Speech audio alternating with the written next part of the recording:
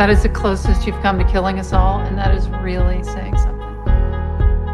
So much to admire and improve upon. Unknown species 10C. The only logical explanation is someone created it. Make me a plate of mashed potatoes, cold, and a pea, just one. Hello and good evening.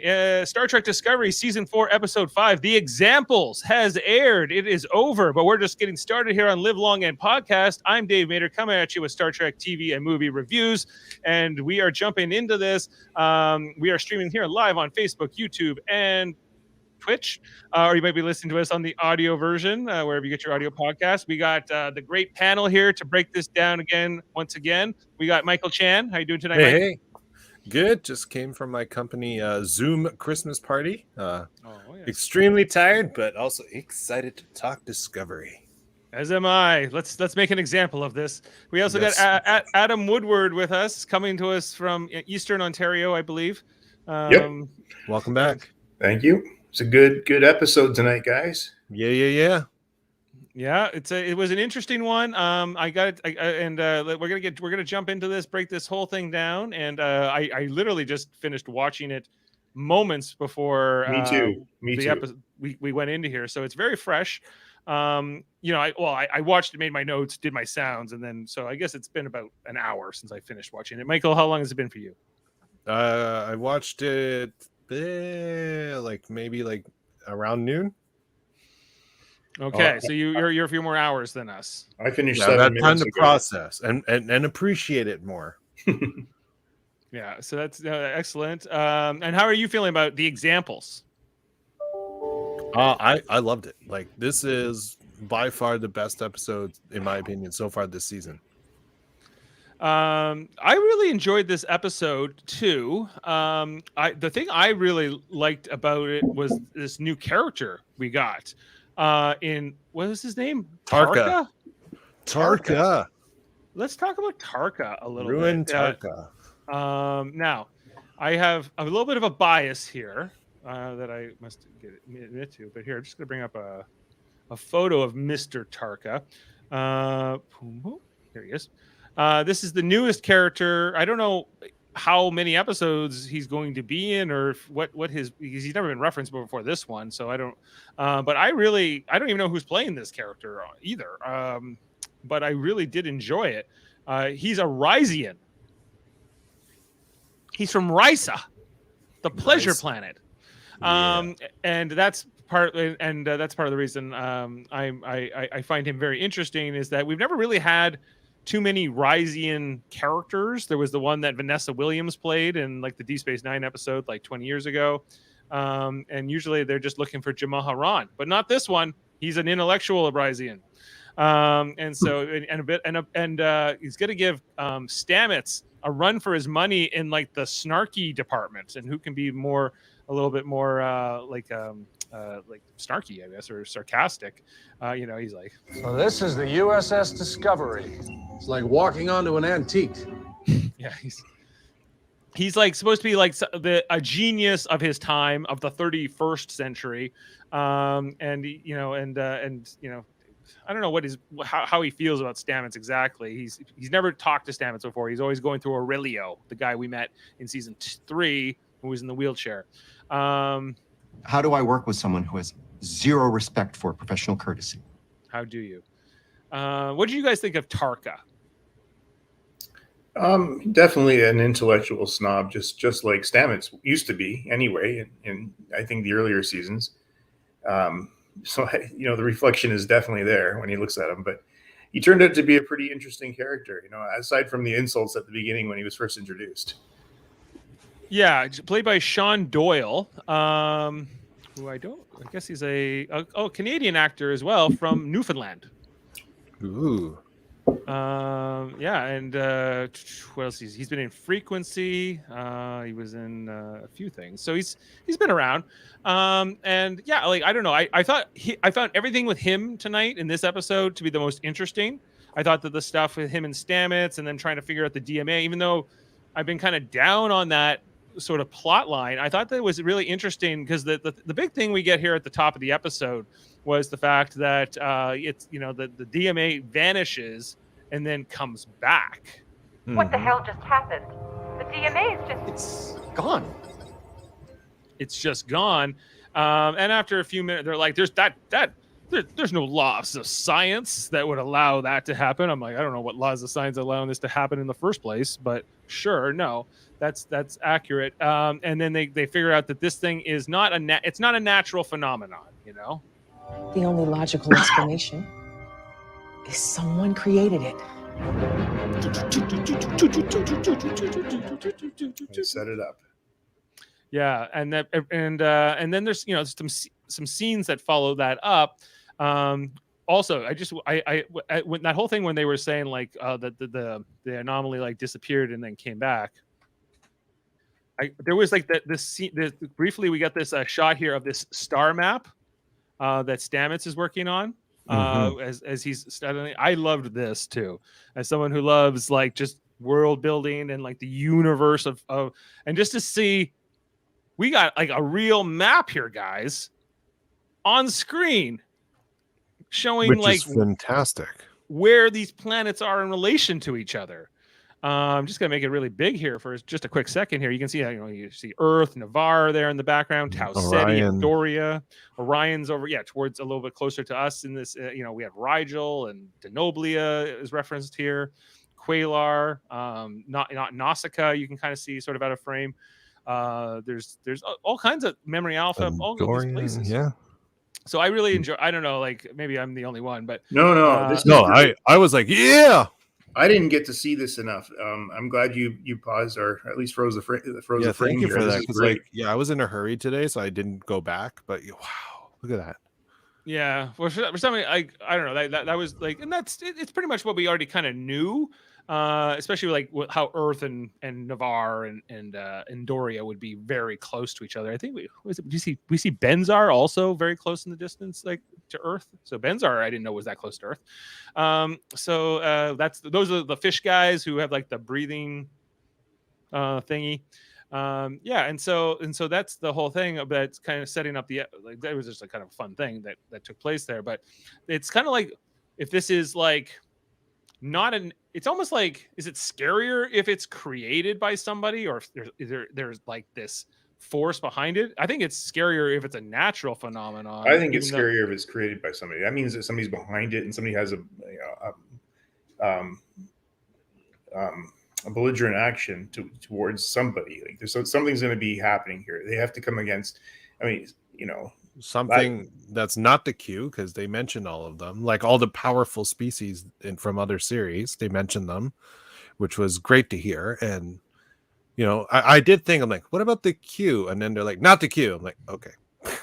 Oh yeah. So they talk about like who would have the power to do this. The Metrons, the Messine, the surviving members of the Iconian Empire.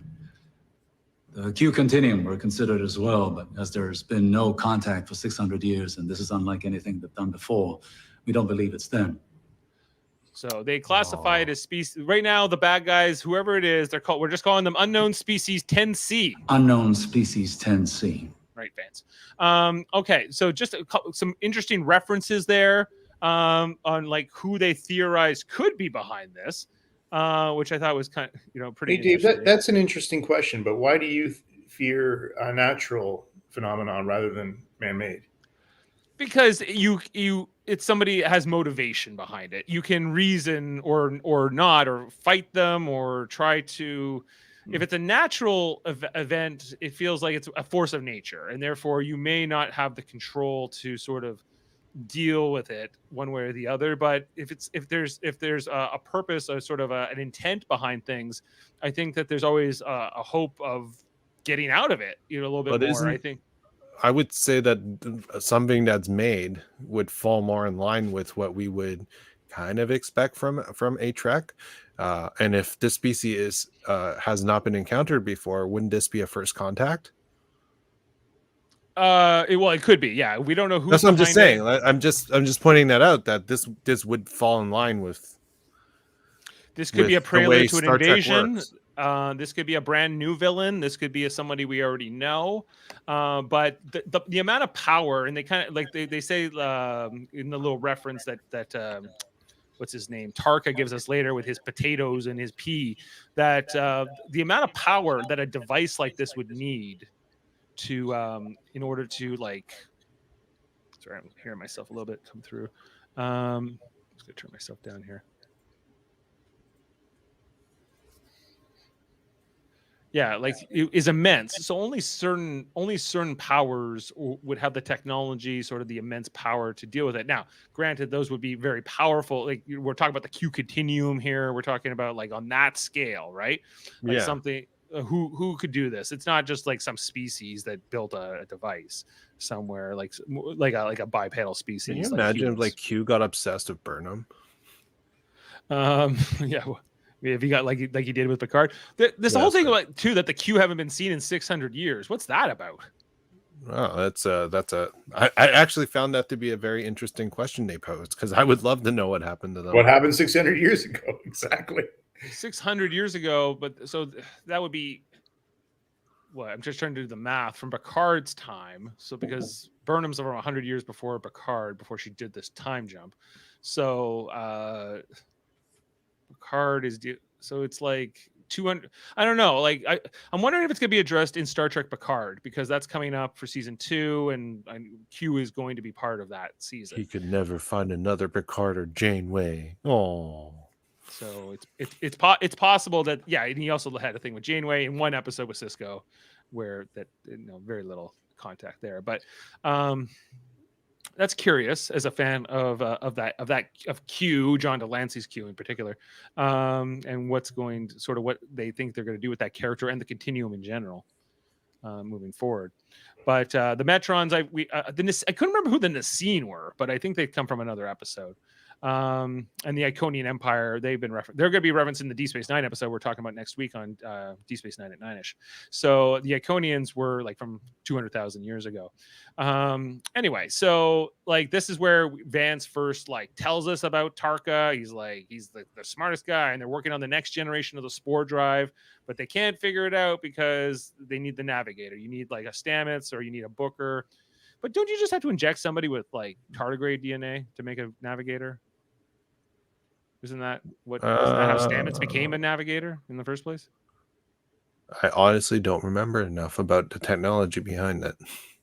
Right, because like it was like they're like, well, yeah, if like it would make sense that they would want to not have Discovery to be the only ship that has this capability. That would make sense, yeah. Especially in a galaxy where dilithium is a finite resource and a limited supply. Spore drive would be a little bit more sustainable. But they seem almost bitter, especially like less Burnham, but Stamets feels a bit threatened by this. He's like, they still haven't solved the navigator problem, so I guess it won't work. Anyway, but he's like, if anyone can find a way, it's Tarka. It's Tarka. So interesting setup there. There's also this mention about how like Saru's like, everyone's scared. Like, I got a call from the Kaminar Council. Not good. That sounds pretty bad. Everyone's scared. I'm like, well, yeah, but like, would they not be scared when the Borg are invading or anything else in this universe is happening? So there's always some kind of crisis in the galaxy. But hey, fair enough. Planets are getting destroyed, and so anyway, he said, but they got and the DMA is moving now. It's going to collide with some colony that was like an Emerald Chain colony. And they got to go save them. They got to save at least 1,200 people. So like that's the other plot line of this story is Burnham's got to go save some lives. Let's go save some lives. What I like is that earlier in the season we had talked about the potential for the DMA to allow for Discovery to go to different planets and different places. And we're seeing that happening, which is nice. And then seeing some diplomacy and action happen when they visit. Yeah, there's a lot going on with that tonight. I'd say that the storyline, the whole rescue storyline and the examples and all of that, and this guy that the murderer didn't want to leave and everything. I would say that it wasn't really pulling me in. this part of the episode as much. I quite enjoyed it. Yeah. I liked there was like three distinct stories going in this, right? You had the backdrop of what's happening, and then you had the examples, and then you had the Stamets Target story going. And then you also have like the Culber kind of Culber story. Four stories, right? Right. And Adam, we haven't even addressed the fact that you weren't here last week for last week's episode, but Tilly's gone. I watched it on Sunday, so I have my rating. Wow, that was quite the episode. Yeah, we didn't see that coming. No, not at all. And I didn't watch anything, between when it aired and Sunday, so I had no idea. What was your reaction? What do you First of all, the episode was really strong. Again, the story rating is just great on this series. Like, it just catches you, brings you in right away. She became the Saru of that group, and I know we're not talking about that episode tonight, but just to watch her evolve into that leader again when the crew was falling apart around her, and she did it. She brought them together, but. I was like, great, good job, Tilly. You're really coming along. Oh, you're leaving. Okay. Well, yeah. Sorry. I guess this was your I'm not going to miss her. You guys know I've been hot and cold on her. I'm not going to miss her. But she is coming back. She said it herself. Well, it should be like. Okay, I'm not going to miss her while she's gone then, Michael. Yeah. I was just because in an interview, Mary Wiseman said, Tilly, you won't see. This is not the last time you'll see Tilly, which means I expect her at some point to come back in this season. Right. But that might not mean she's could be a main character on the show anymore. Oh no, I actually don't expect her to be. I almost thought though when I was watching that episode that she'd become like a Tasha Yar, just killed off, and that would be it. No, I see what you mean. Yeah. I don't know. Like I was starting to like her, and then we also Adira was not in this episode either, so or in this storyline. So, but that's okay. There was a lot going on. So maybe they have to. Plus, we had this like a new character and everybody else. And so we got I was gonna say we got backstory on Reese. Yes, Lieutenant Reese. Yeah, his childhood, man. Like, yeah, his family home was destroyed. So Lieutenant Commander Reese, who's been with the show since season 1, he's given a bit more responsibility in this episode. He's so the whole thing was that they go to save this colony, and they're evacuating. There's about 1,200 people there, and they're like, well, hey, there's like these 5 or 6 prisoners at this other place, and why aren't they coming along? He's like, they're prisoners, and again, this was Emerald Chain, so they were like, well, we're just they're the examples, hence the name of the episode. They were. I don't know how much, like they were just throwing him into like solitary confinement out of view of the rest of everybody else. But it was like show justice or like theater justice. Anyway, so Burnham's like, and Book in particular, like, no, we don't believe in that. We want it. Every life is worth saving. So Lieutenant Commander Reese, you are getting put on the assignment to go save the 1,200 or 1,196. He wasn't assigned. He asked, and he volunteered. Yeah, and it's kind of weird that a commander has to ask to go on an assignment. Yeah, but he does. He volunteers, or who I don't know who else would have been given this assignment. They already had a team that they formed. They were forming, and then when he jumped in and said, "Can I lead it?" Yeah, he took and she's like, sure, great. And so anyway, he even comes in at one point to give like a hollow community, which was interesting that you can just have a conversation with somebody on like the other part of the planet in like this sort of in-person holographic version. Still getting used to it. I'm still getting used to a few things with this. So Dave, what do you think of the uniform when they're on the planet? There's like away team jacket thing. Well, it's armor. It's a little too shiny. It's a little too shiny. Oh, come on. I think you could, but it's okay. I think that the badge could be a little bit more. There could be a little more contrast. But I'm nitpicking. It's good. It's the collar. Oh, I don't know. It's all right. Yeah, you guys like it? No, I agree. It is too shiny. It distracts. Yeah, I don't mind. It's a little shiny. It's I like the idea of like an away team uniform, and they had like a different. They've had so many versions here on Discovery. They always they redesign it a few different times, and that's all good. I just maybe it's like the shoulders they flare up here a little bit, almost like Centurion, like almost Romulan like. He's a Super Saiyan. There you go. Yeah. So anyway, so I'm okay with them. They're not my favorite, but they're not my least favorite either. Like I think that they work pretty well. I really love like the main duty uniforms, like the red and the yellow ones they wear. And so like I'm like I don't want them to see them be taken out of those uniforms more than necessary. But in this case, I get it. Like if you're going on into especially into a hostile environment, you might want something a little bit more hefty. Maybe something that can do armor for instance if you're gonna be in a firefight or something like that. You don't want to be in like your nice uniform that's gonna rip and tear and not protect you from things. So anyway, I digress. So anyway, so Burnham, she goes more onto that kind of mission. We're gonna do this prison break / rescue. Okay, so my only complaint is again, book goes. He asked though, and he had a good reason. I was okay with him going. My problem with this episode is mostly him being pissed at Michael for how she handles that guy not wanting to leave here at the end. I think that she couldn't really do anything else. Then like she could have shot him and dragged him out of there. Yeah, but that'd be silly. I think that she did the right thing. I agree with her, but I also understand Book's mental state right now, because I think for him, the trauma and the grief of losing everyone makes him want to save everyone regardless. Every life is sacred, right? So I can see where he's struggling with it. Yeah. You know what? I just think that this is another opportunity where they could have brought another crew member with them. We could have explored somebody else as well. They could have had 3 easy.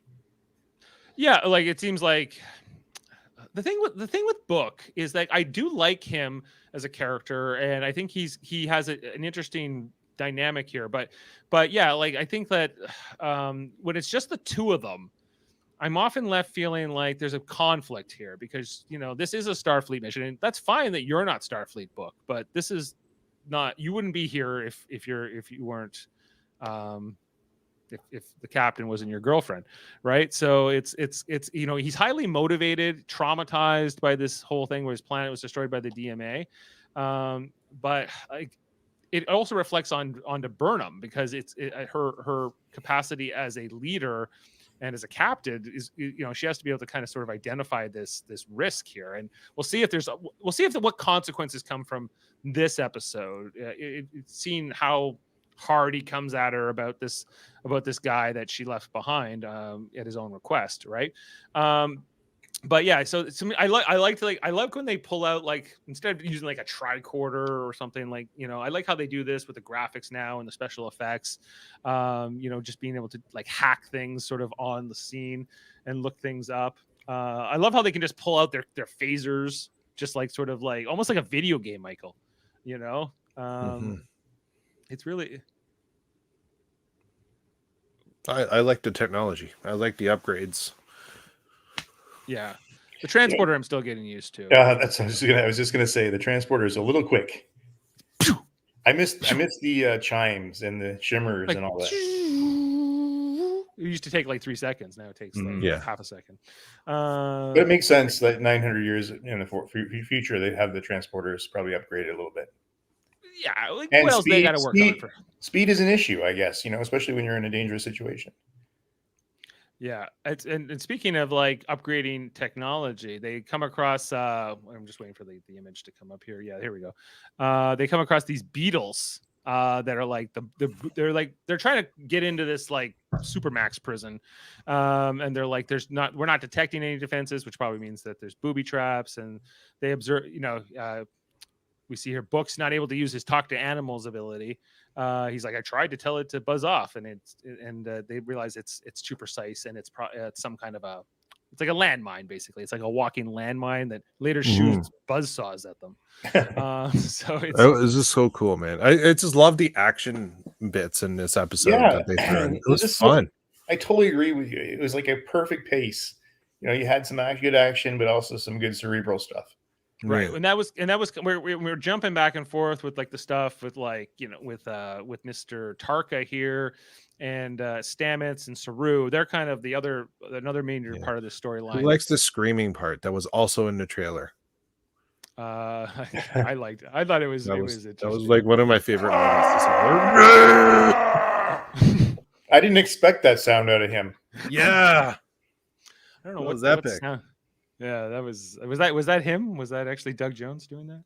I don't know. You're forgetting Jet Reno. Yeah. Yeah. I didn't forget. Grumpy lady. Grumpy lady. Grumpy lady. Let's see, if 1 is nothing to worry about and 10 is insane, I would say it's probably a 6. I don't know who chose to cast her in this, but she's awesome. Why isn't she in every episode? I think she's too busy or really expensive.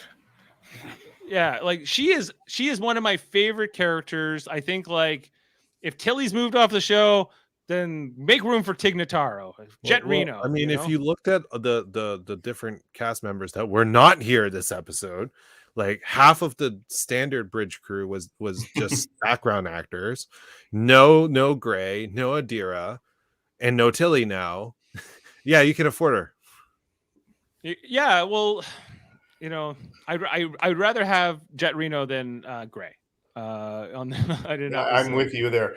Listen, I decided tonight that I'm going to go back and watch the episode where they introduced her, where they found her on that planet. She showed up in the beginning of season 2, I believe. Yeah, but that was a very good episode too. When they found she'd been living on her own for years. Yeah, and she was like a mad scientist engineer, like was keeping parts going with like different things. And she's a very brilliant, portrayed as brilliant engineer. I guess she's like the chief engineer of the ship too, but we don't see her all the time. And yeah, Tarka calls her Grumpy Lady or whatever earlier in that, but. Yeah, like so she great dynamic. I think like actually her dynamic with Tarka really worked. Like we kind of liked it last year where Jet Reno was like tearing into Stamets and like bringing him down a peg all the time, and kind of humbling him because like he used to be like Mr. Sarcastic, snarky guy, and then she came along and said, "Hold my beer." And now we got Tarka in the mix. So it's like there was a lot of, but I liked that energy in that scene. With Saru being sort of the straight man of that group, and trying and being the voice of reason. What though? I don't know about you guys, but I really felt his anxiety when they were doing those tests, and the percentage on the integrity of that field is coming down. It's like 25, 15, 10, 5, and you could feel him being so anxious and just gonna flip that switch, hit the circuit breaker. Right, the kill switch, and Stamets is pleading with him, please, just another second, please. He's like, what are we gonna do? But just the whole thing where he's like, he wanted like the mashed potatoes with the 1P. That was funny. It was cute. It was. You're right. It was cute, but funny that he's from Ryza and knows about mashed potatoes and a pea. He didn't reference any Ryzian foods. But then again, we wouldn't get the reference, so it's fine. It's fine. Make me a plate of mashed potatoes, cold, and a pea. Just one. Just one. That's what I want. And he says we can sit around. But we can sit around doing math, or we can get our hands dirty. And he wipes it on the panel. That was just brilliant. We can do everything. I don't know, like, because part of me is like, can we trust Tarka? Is he a good guy? Oh, we can trust him. He's good. He's a good character, but just kind of like a sarcastic asshole. But he can give it and he can take it, so it's good. And he gave credit. He gave credit where it was due. I like that too. Mm-hmm. Yeah, and that was interesting as well. I everything with that. That part of the episode was all my favorite. Like, and then we also this other storyline with I just want to talk about Culber, and he calls into Kovic of all people. Yeah. You know, and so Kovic, I don't remember these two ever having a scene together or anything like. So I'm sorry, somewhere along the way I must have missed it. But what is Kovic's role? Is he just like a psychiatrist? Unknown. We still don't really know what his job is, but he has a tie. He has a tie, and he wears a Starfleet badge And glasses.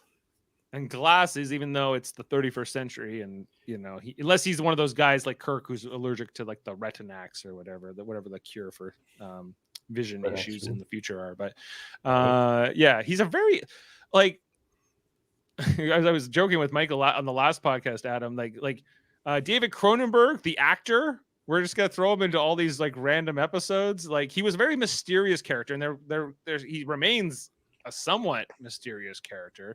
But last week he was talking to Tilly about, well, why don't you and he had helped Georgiou, is what referenced here. That's why Culber calls him, I guess. He's like, you helped Georgiou when she was like going through that hard part of being someone who had flipped dimensions and then gone through time and was being ripped apart by the space-time continuum. So because of that, and you also, Tilly, you helped her realize she should go become a professor or teacher at the academy.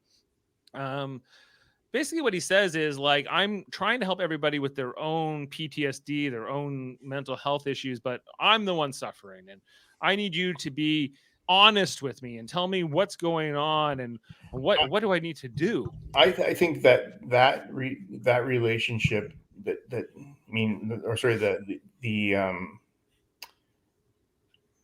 challenges that he's facing is just such a great first responder, or shout out to first responders and what they deal with, and all the things that they have to handle, and then go home to their loved ones and be normal, which is never the case, or expected to be normal. And I think it's a shout out for help, and I think he got it. And I must say that, with all the works of Cronenberg, I love that this might be one of his last legacies. He's playing Kovic.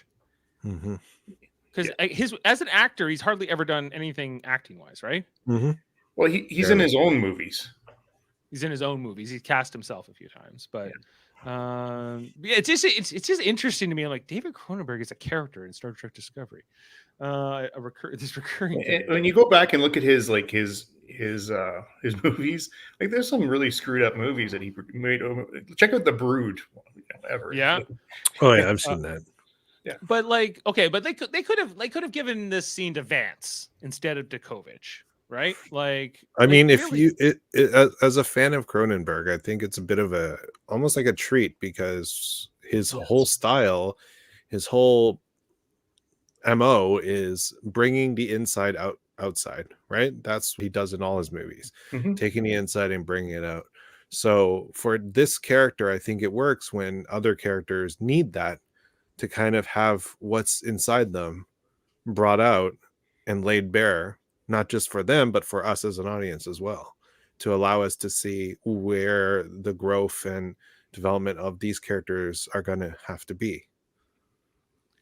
Right. Purposely. And like I don't know, I just find they use him very well, especially if you know who he is outside of, Star Trek and what he does. Yes, Nightbreed. That's another one where he played this role.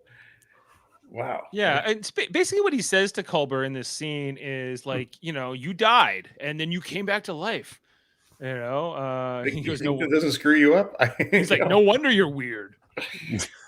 No one gets a second chance. Why me? But that, like he when he's in the cabin with Stamets. And Stamets is basically saying, "I need you. Like, I need some time with you." And he's going, I can't give it to you. Again, I just think that showed the stress that he's under, and he, everybody needs something from him, and he can't give any more. Yeah, I understand. Like, Culber's been like this rock for the crew, and now he's like saying, I can't even do that. But he needs to take some time off, basically, because he has this guilt that he's alive and he should be dead. Right. Yeah, they touched on it in Next Generation with Deanna Troi, being able to like master and handle all these emotions being, bombarded around her all the time. But it's tremendously stressful, I think, for the ship's counselor to have that responsibility of everybody on the ship, and that's what he has now. He's not only the doctor, but he's the counselor, and that was called out as well. Right. Do you have a recommendation to go along with that sparkling analysis? He's like, yeah, I do. Take some time off. It's not hard. I also liked how Kovic in this scene was like, you have 8 minutes. You have 6 minutes left. And he's like, I have a 2 o'clock. See ya. Bye. And he's just like, yeah, but you know what? In that 6 minutes, he got to the point. Yeah, no, he's so direct. He's just like, I like that he's like a no nonsense character. I do. That he's completely honest.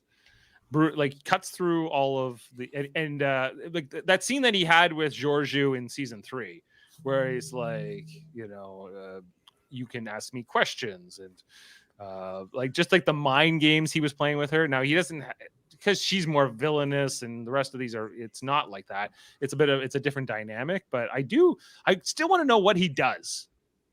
So do I. One day we'll find out. What's his rank? Like, he's clearly a member of Starfleet, so what's his rank? I looked at his badge, and it looked like only an ensign. Which or he's a Commodore. I couldn't quite tell from just the. Well, I mean, doctors are usually officers, so. Yeah.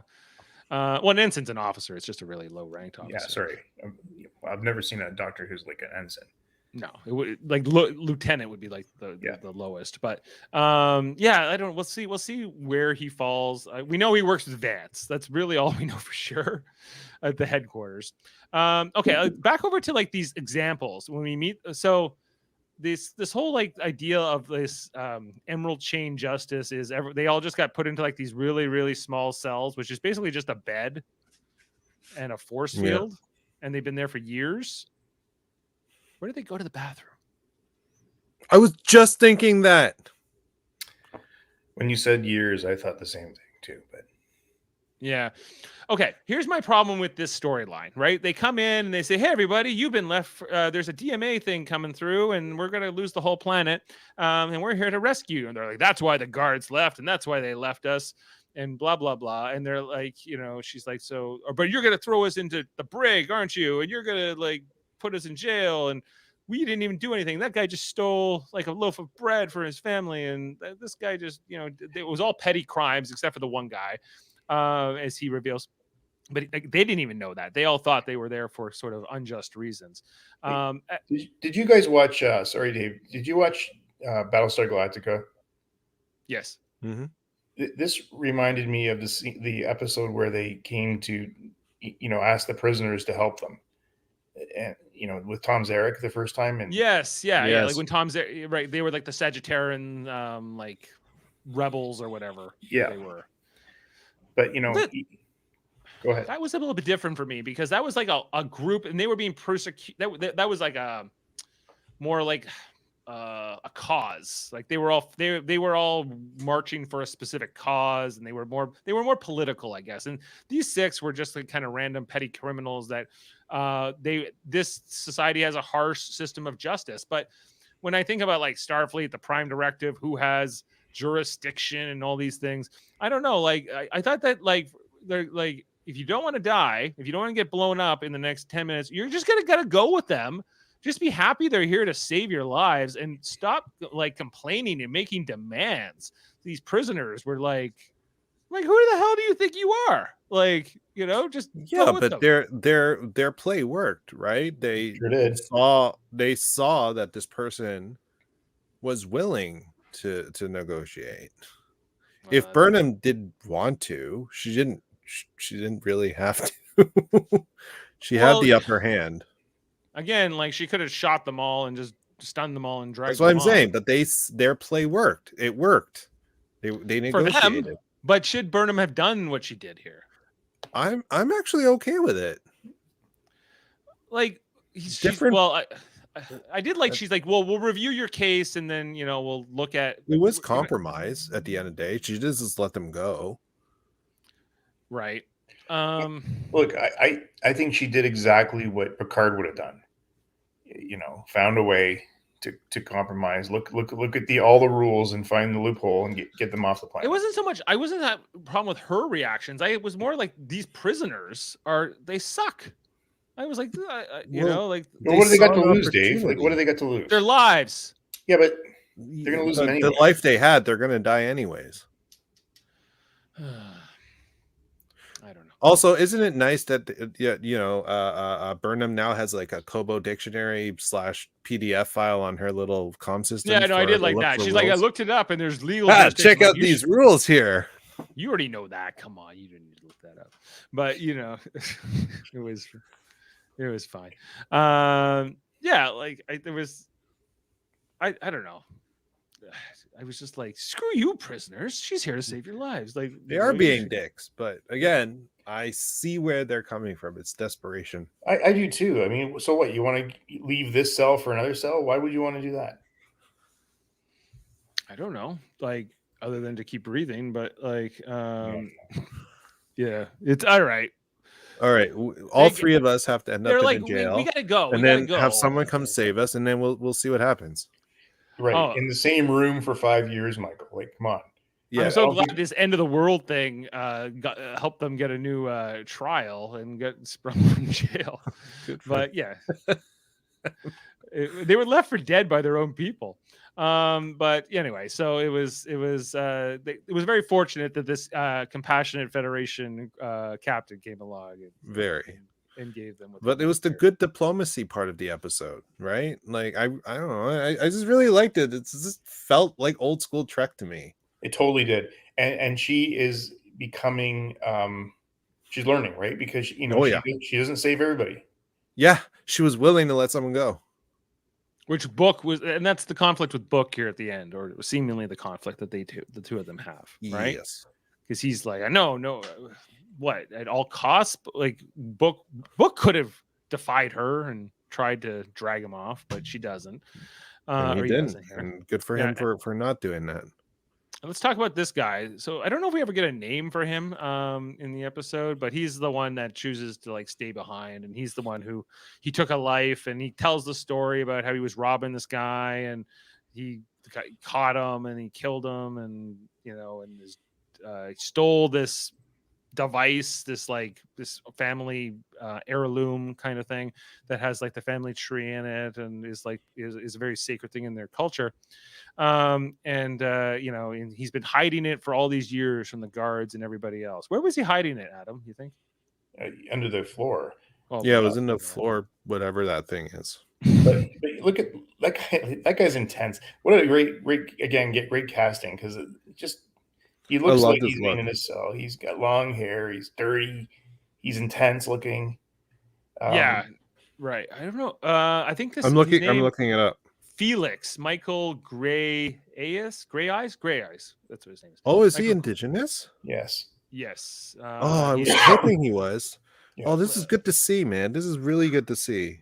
Cree Nation, Saskatchewan. Oh, wonderful. Yeah. He was. I think his performance is good. There he is, Michael Gray Eyes. Yeah. Let's see what he's done. Yeah, and wow, 62 credits, man. I wonder if he's I'm looking at the wrong guy. Known for Wild Indian, Rutherford Falls. Oh, he was in V Wars. Oh, he was in Blood Quantum. I watched that. Yeah, anyway, he won't be back. He's dead now, unless he can bring him back. True Detective, Fear the Walking Dead. Oh my, American Gods. He's been around. This guy's legit. Walker, Texas Ranger. Yeah, he's been busy. Yeah. Anyway, I just imagine, like when you look at that picture again, he's got so much character in there. Yeah. Yeah. You can see like this guy's got he wears it on his face. Like it's the dirtiness and the hair and everything, but it's also just like his intensity, I guess. Yeah. Or the other guys, if they're in prison for that long, they had very short hair. The woman was very clean and it's just different. Right? I believed him. Right. Yeah, this one here, she was she had a little bit more dialogue and whatever, and her thing was not that major, but she was the only woman there, right? Yeah. She is Sarah Booth from Montreal. Oh, I gotta love all these Canadians showing up in the show now, in Star Trek. So that's cool. Anyway, so like, I don't know. It's like, you ungrateful prisoners. Just be glad that someone's here to save you. Anyway, prisoners want to go free. We kind of talked about the scene in engineering where they almost blew up the ship, and be at the scale to 1 to 10.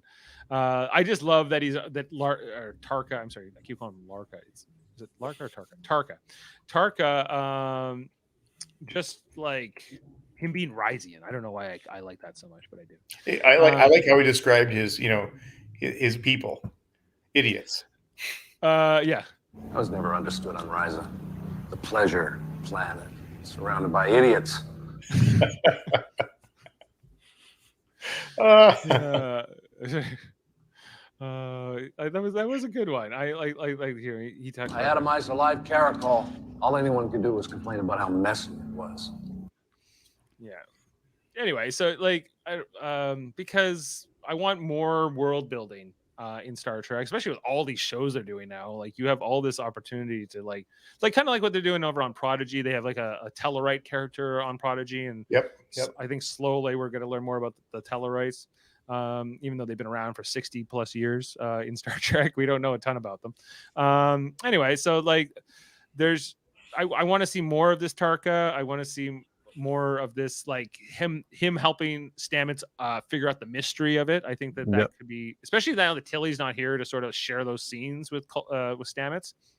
I don't know if they're going to give more some of that to Adira too, but when they return, but it's going to be curious to see that. So we talked about the So what do you guys think about the pacing of this to bring back the anomaly? I can't remember what they call it, DMR or something. DMA. Thank you. DMA. You mean like, could they have waited another week before referencing this again? I liked it. I don't think you needed to wait another week. It was a good storyline. I'm good with the pacing, and I'm glad they're pushing forward with it, especially considering we're almost halfway through the season.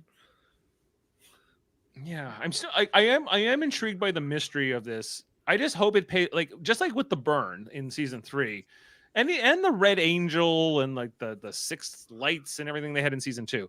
I like the mysteries can be compelling, but I think definitely in the case of season 2 with the Red Angel, I was disappointed. And season 3, the burn, the fact that it was the Kelpian guy, you know who I mean. Yeah. And that was like, I don't know. And then they solved the burn, and then like this thing that had been going on, like this 130 years of like hardship in like the galaxy, and then like Discovery shows up and all's better, right?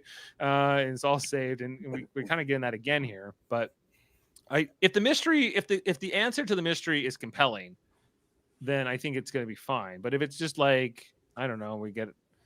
Because with the Red Angel suit, it ends up being Burnham's mother. It just and I guess it's like another Kelpian, so it kind of ties into Saru.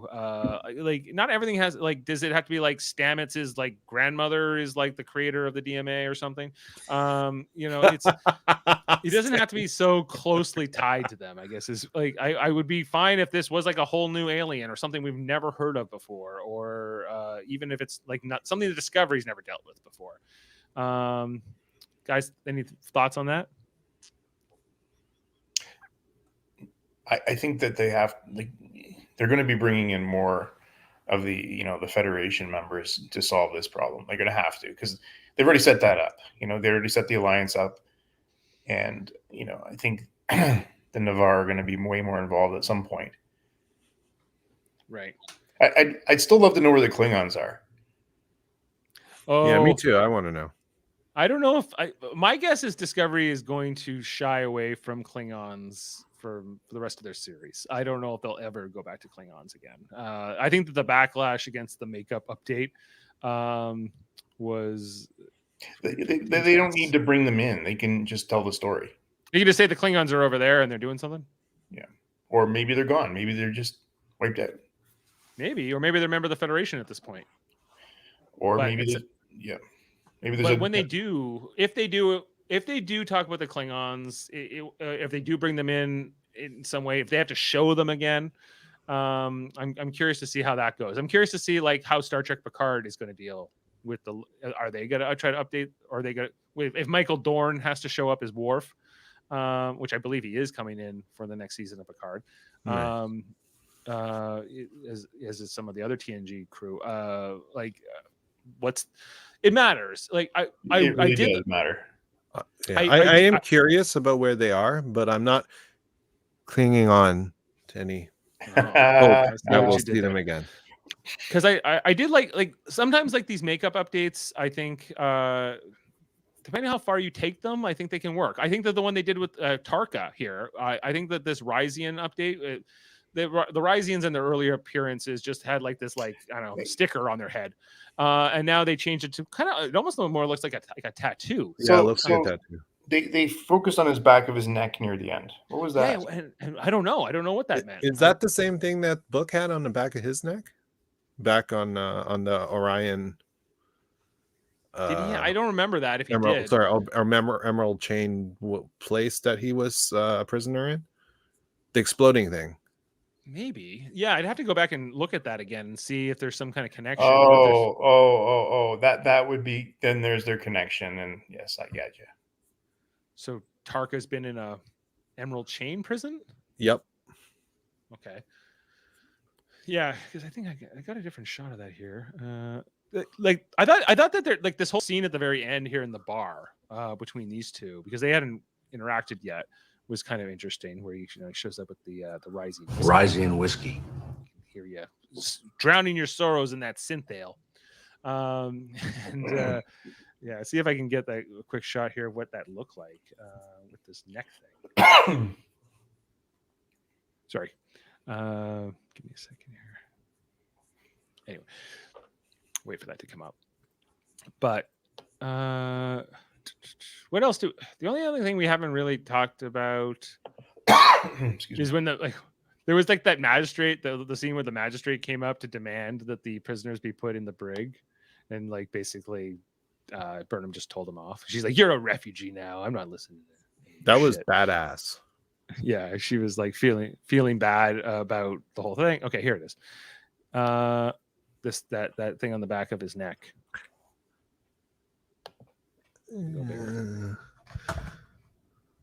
I see it. Yeah, let's see.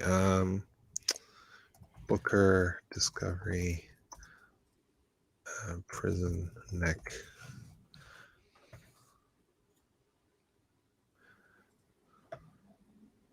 We'll see. Anyway, yeah, like so the whole thing with like the magistrate, and then I guess this she gives this family tree thing back to the girl who. Oh, that was nice. That was a nice ending. I liked that family tree. That was great. The family tree ending was phenomenal.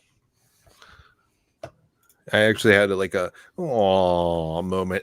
You had a little yeah, it was kind of cool. Yeah, but she got the closure for Felix. Yeah, for Felix. Yeah. The guy who negotiated the prisoner release and then didn't do it for himself. He was very self-sacrificing. And I like that. But I like that she didn't explain. Well, guess what? That guy who killed your daddy felt bad, and he wanted you to have this back. And, yeah, it's just like here it is. But Burnham handled it well. She's doing a really good job in this episode. Yeah, all of her decisions I think are pretty. Other than maybe taking one more officer with you on that away mission. Hey, I meant to ask you guys. So when I was watching the episode, I was amazed.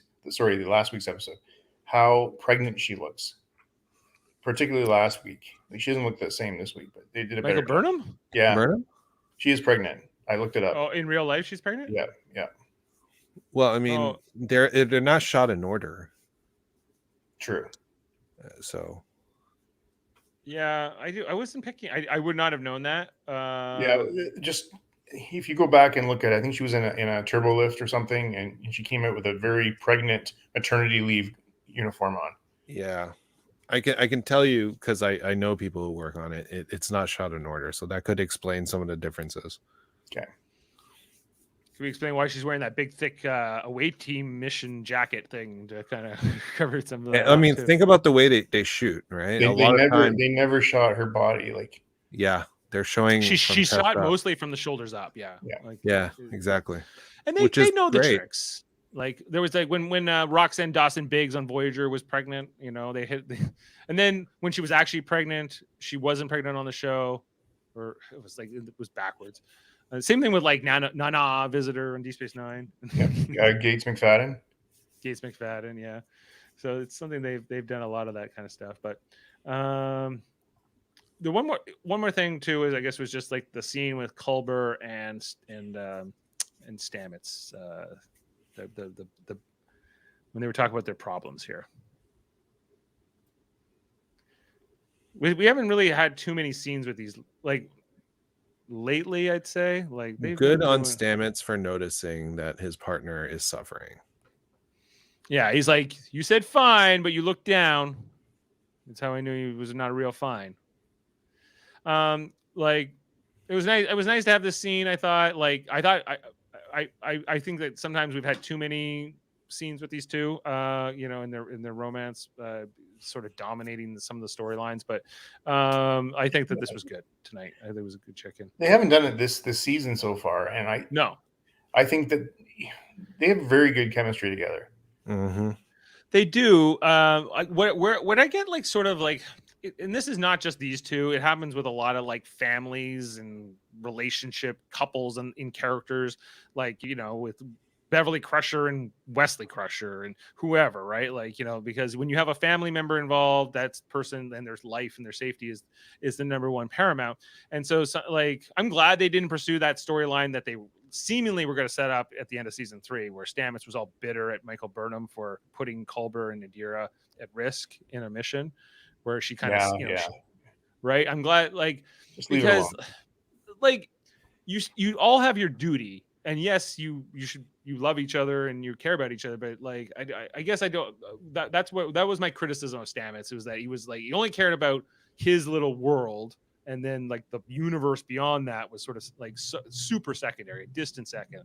And in this season they're going the other way. It's almost like Culber and Stamets they're driven completely differently, and I like that Stamets, this is like his professional obsession, and like it's working for him, and he seems actually really, even though it's you know, he feels bad for Book and everything else, I think it's actually like the cause that Stamets needs for this season. And for Stamets is like a interesting character, so interesting because he's such a compassionate guy, but he's so work driven as well. It's just he's got that interesting balance between them.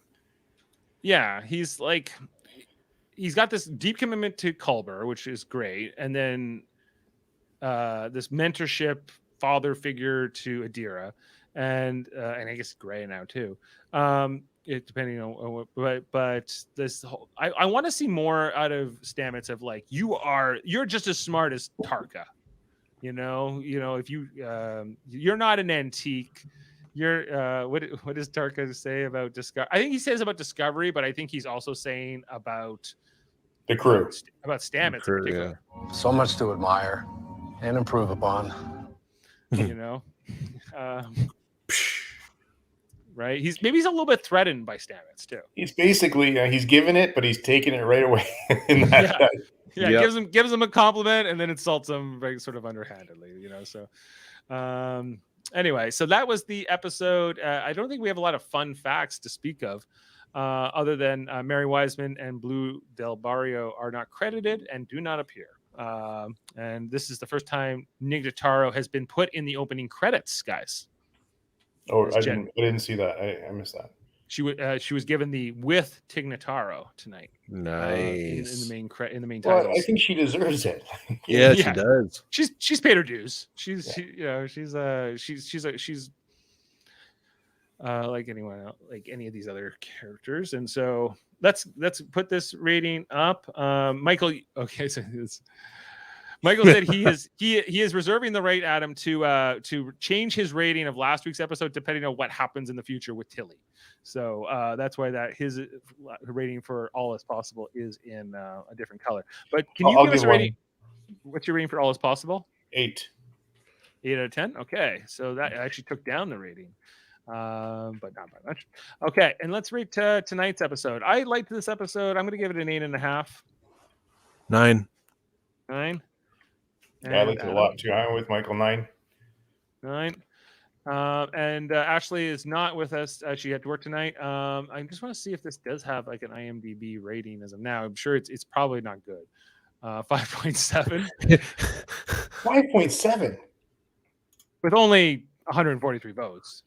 The thing is, like, people online, the people who enjoy this show don't generally post, whereas people who either hate watch it or really have nothing to say, like they haven't watched it, they don't know what's going on, because you could tell, like, if you read a lot of the negative comments, like, oh, more Burnham crying. I'm like, Burnham crying? She hasn't cried a single time in this season. What are you guys talking about? So yeah, right, yeah, that's where we're at. Like, basically yeah. a lot of gatekeeping of our fandom, which is not fair. Well, I think a lot of Star Trek fans decided they didn't like this, like 2017. So we're talking like 4 or 5 years ago now, right? Like they wrote it off 5 years ago, and you know, and I think some have championed it almost as a cause, you know, that they want to like bring it down. But yeah, but it's a different show. Like in season 3, it became a completely different show. Right. Yeah. Much like Next Generation did in their season. I would argue that if we think back to Next Generation, I mean, there was a lot of hate for that show at first. Oh, I was one of them. Deep Space Nine too. Had the same. There you go. Same. And everyone hated on Enterprise, and then now it's everyone considers it a part of Trek. So like, I think everyone considers Bakula to be like worst captain. Hating on, I don't know, Star Trek DS-17 or whatever, and everyone will look back at Discovery and be like, oh, I love that show, that's real Trek. It's all Trek. Anyway, so then we got this directed by Lee Rose. I don't think we've had Lee Rose before. You think that? Oh no, he directed something all the way back in season 2, An Oval for Charon. Cool. Okay, so Lee Rose back. We got Kyle Jarrow. I don't think I remember seeing his name before either as a writer. So maybe a new writer. A lot tonight. of Olatunde. Nice. A lot of Olatunde Usun. I'm probably not saying the right name, pronouncing that right. But Olatunde, I will call them. They've directed more episodes than anybody, and Jonathan Frakes being the next behind that. So and that's it, guys. So that was all the examples. So just want to mention. So next week's episode will fall on December 23rd. Are we good for that? I think I can do it. I'm good. I'm good. Okay. Well, I'm supposed to be going to a Leaf game that day, but it's going to be in the afternoon, so I should have time to come back. I think that you won't be going. I think you might be right. So considering how things are going, yeah. Yeah, I was like, hey, here's some tickets to the Leafs. So I was like, oh, great, I haven't been in years, and it's like, I might not know. Anyway, I mummed to the Nutcracker last night. It was full. Like I'm going to see Spider-Man tomorrow, because tomorrow is before they impose the new restrictions. So, anyway, a friend of mine is being forced to quarantine because the American Eagle they went to, there was exposure, and now everyone who's been there. Oh no! It's a stay home. Yeah. At the store? It's a store in Peterborough. Yeah, I know. That's interesting. Okay. Yep. Yeah. Okay. So on that note, we'll be back in a week to talk about the 6th episode of season 4, whatever that will be titled. We won't probably find out till like next Tuesday. And also we got lots of things going on here. Live Long and Podcast. You like Star Trek? We're doing Star Trek. We're talking about Star Trek all the time, new and old. How many days a week, Dave? How many days a week? I don't know. It's but then our next thing that we're doing coming up, we're going to be doing Star Trek Radio Theater this Sunday night. We're recording our season finale for season 2 of Star Trek Radio Theater. We're the 3 of us are all in it. Adam, you're going to be playing Data. I'm playing Picard. Michael's playing a litany of characters, incling Barclay, the EMH, Lieutenant Hawk, the Vulcan, First Contactor, the Maitre D. You got all kinds of characters. I can't wait. Have some fun with there. And so check that out. We're going to do the live read. Yep. This is Sunday night. Yeah. Okay, good. Thanks for telling me. I thought it was Saturday, but I'm there. I'm just You know, my wife thought it was Saturday too. I'm like, no, honey, it's Sunday. It was originally when I first booked it. It was Saturday, and then Ashley, she had a conflict. Ashley and Kevin both had a conflict. Oh, they have a family Christmas or something. They had a Christmas thing, so yeah, we moved it to the Sunday instead. So yes, that's why it's moved here. So which is good because I need the extra day to get ready for it. So really looking forward to doing that. This is a great film and a great story, and really looking forward to bringing that to life again. Even though you can just go watch the movie if you want to see it. And then on Monday, Dave, 25 years. 25 years since it came out, paying homage to it. And then Nice. we have our Enterprise podcast now on Monday nights, 3 weeks in the making, you know. I will touch the sky. I've got faith to believe. So check that out Monday nights at 8, where Jody Simpson, Adam Woodward, myself, and Kevin Millard, we all break down the next episode of Star Trek Enterprise, rewatching them all in order. We're only into like the 3rd episode now, 4th episode next week, Strange New World. And then on Tuesday night, Star Trek Deep Space Nine rewatch, Deep Space Nine at 9-ish. We're into season 4, almost done season 4 actually. And we are going to be doing To the Death is our next Tuesday night episode that we're going to be talking about. That's the one where Weyoun was first introduced. Jeffrey Combs playing Weyoun 4, and they go after the Jem'Hadar, who stole an Iconian gateway. So it kind of tied into tonight's episode. They reference the Iconians, and then what is that? It. Oh, Star Trek Prodigy. We're also covering it right now. It's on hiatus, but I've been doing that with Jessica Chan, Michael's wife, as well as my cousin Davin Skellhorn. We're covering the new episodes of Star Trek Prodigy. We've done about 4 or 5 of those so far, and we'll be picking that up again in January. I think that's everything Star Trek wise. Also, check out our other channels, including Trivial Debates, our monthly show where we argue about movie, TV, sports, and all kinds of different categories in like a game show format. We're going to be doing a Christmas themed episode on Monday, December 27th. Christmas break style. We got Max Duda hosting, who just competed in the last month. We got my son Eamon competing. We got Adam Woodward, right from this podcast, competing, and my cousin Davin Skellhorn once again. So my cousin fighting my son. And Adam is in the middle. I won the October one, I would say. Yeah. So, hey. And Max did not win. And I think Davin, he won one as well. So anyway, so check that one out as well. We're going to be doing that Monday, December 27th. And Super Mater Brothers Podcasting, our 3rd channel, where we talk about stuff that's not related to Star Trek. We just finished up Survivor 41 last night. We finished the season. First, well, I don't know if I want to spoil it for you guys. So it's, there was a Canadian winner, guys, of Survivor 41.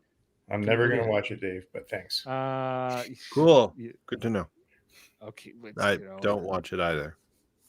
To our first Canadian winner. To Erica. To Erica. Good job, Erica. All right. Are they still on an island? They're still on islands, yes. Cool. They still do it on islands and Fiji. They do it mostly in stuff. Fiji. Anyway, so Survivor, Big Brother, we covered those kinds of stuff, and Marvel. We're going to be talking about Spider-Man: No Way Home on Saturday. Jaemeel Robinson and Eamon Mater and myself breaking that movie down, as we're going to see it right before they shut down all the theaters and everything else. Okay, I think that's it. Check out my cousin Davin Skellhorn's podcast. He's got Locutors of Trek. That's his Star Trek podcast. Does all kinds of fun things. And then he also does an X-Men animated series podcast. I was just on that tonight. I was talking about episode 4 of season 1. It was called Captive Hearts. It was a really interesting one. So if you've ever watched X-Men, the animated series, or even if you haven't, you really should. It's amazing. It's great. One of the best cartoons ever. Anyway, great show. Great show. Okay, and anything else you guys wanted to mention? What we got anything going on, Michael? I have a new-ish podcast that I'm co-hosting called the Hellbound Podcast. It's a horror podcast, and starting in episode 3, every episode it opens with like a 1 to 2 minutes, essentially radio drama series clip. It's a story. It's an ongoing story. 1 to 2 minutes at the beginning of every episode. So if you listen in order, you get a full story over time. Oh, okay. But cool. then the rest of the episode, it's a lot of horror talk. You're doing that with Alex Blackburn, I believe, right? Alex Blackburn from the UK, yeah. From Northern England. Yeah. Yes. And Adam, anything you wanted to plug? No, just, hoping the province stays open and we can navigate. I heard this guy on the radio this morning who was talking. He says, "Well, we'll come back next week and talk about what living hell we have to deal with in the new year." So I hope I can meet you guys in person at some point. Someday. Since I still, Oh, yeah, I'm still yet to meet you, Michael. Yeah, image. so You're still 2D to me. Michael, we've been doing this for now 14 months, and I haven't met So you. long. Yeah, I I met you. know. I'm sad. Next, come on, we got to get out for at least a golf game or something in the new year. I don't even know how, like I don't play golf, so you're gonna have We'll to do something lend else. me, We'll do something lend me a else. stick, and then B, I'm just gonna like hockey whack that ball. Okay. Okay, I'm cool. never. It's basically what I do. Okay. Well, we're gonna sign off. Star Trek Discovery. The example's over, and so are we. We're gonna sign off for tonight. Live long and podcast. We'll be back in a week. Thank you, Michael. Thank you, Adam. And Thank you, Dave.